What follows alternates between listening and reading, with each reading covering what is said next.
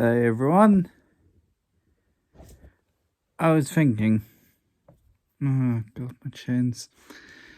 I was thinking, we've got an election coming up in 56 days, I think, mental maths. Not brilliant. November 3rd. November 3rd, the US has an election coming up. Hopefully, to get rid of Donald Trump. Anyway, according to the master's degree, which I can't find, so I'm pretending it's right there, I am something of an authority on the subject of how the US election work. Let me explain it to you in the broadest possible sense so that you do too, or you need to revise, brush up maybe.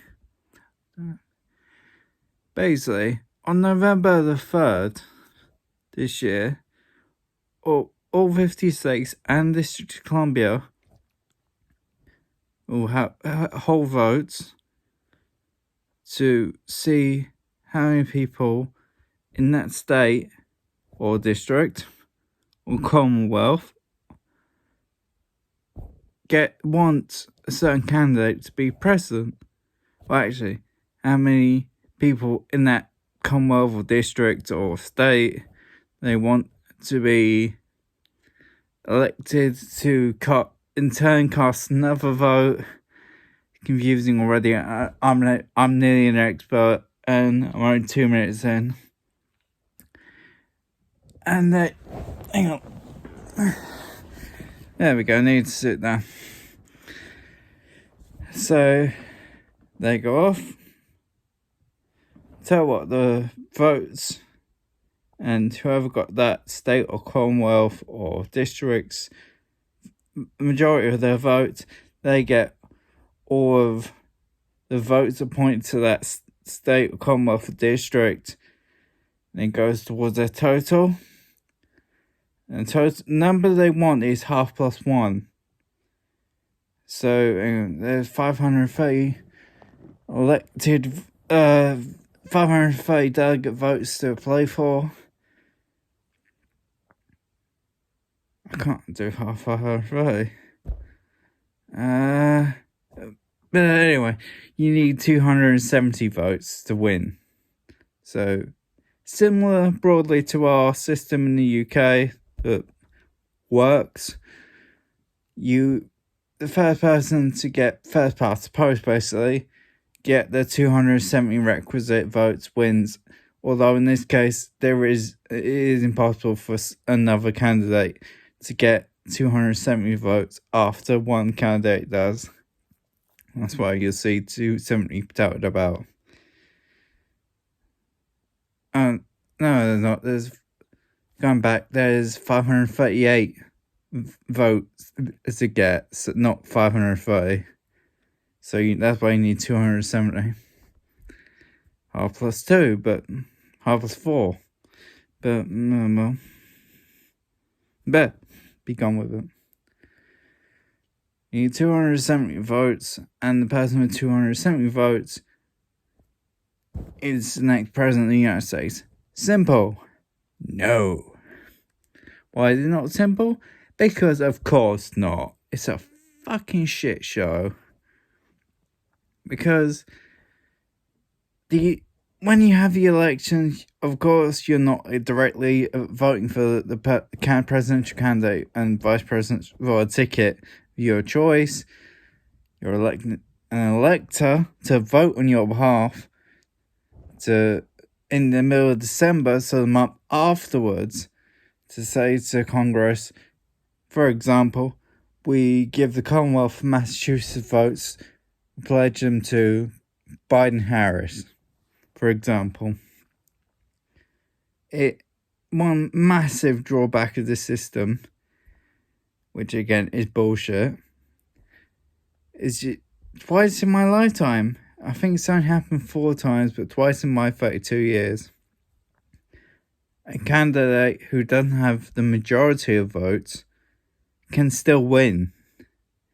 because they don't have the majority of votes, but they have enough votes in the states with big elector counts. So take, I think California is the one with the most. It has 55 votes. Texas might be up there. Well, it's definitely up there. I don't recall offhand how many it has, but it's definitely up there. So they tend to go for the big ones.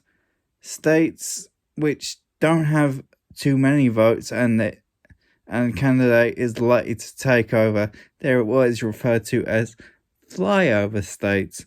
That is, the states that Air Force One flies over when they go into real states because the president has no intention of campaigning there.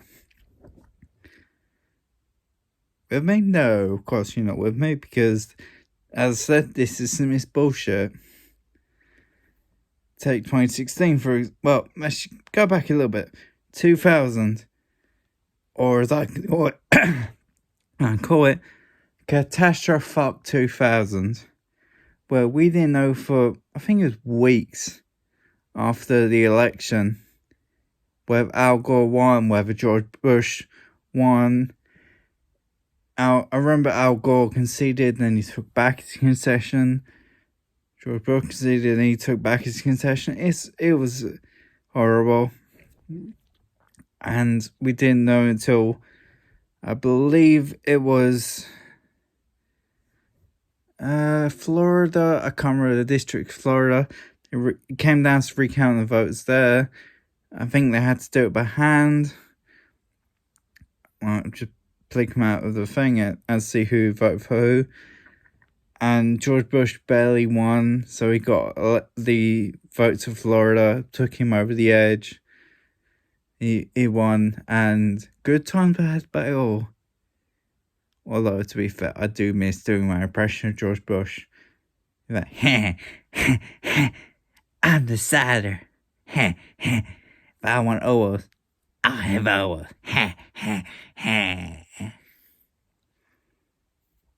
George Bush impression. I believe the good outweighs bad in the axle of Elvis. And then next example, take the 2016 election, which was also a catastrophe. You had Senator and former First Lady and she was Secretary of State for Obama's first term.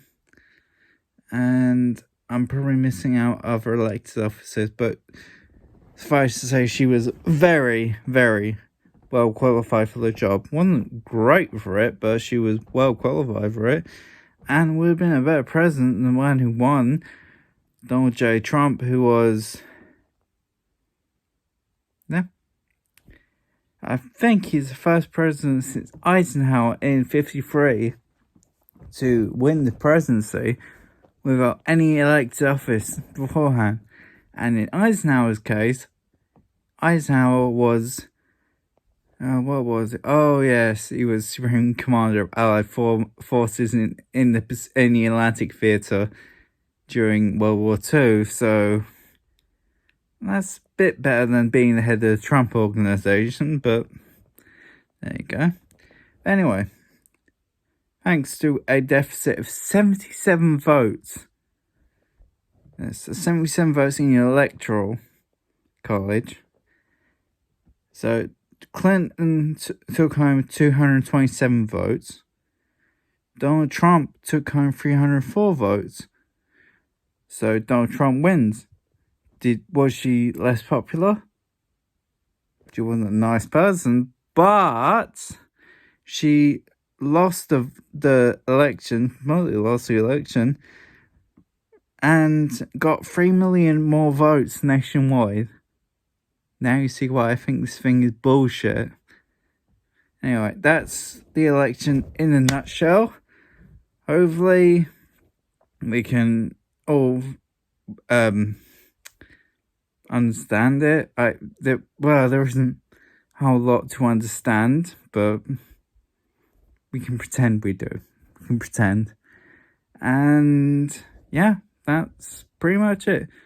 Oh, and it's NFL first game of the NFL season. Where is it? Oh, there it is. So yeah, it's at 1:20 this morning. I am so staying up for that. It's not even my team. Kansas City Chiefs versus Houston Texans.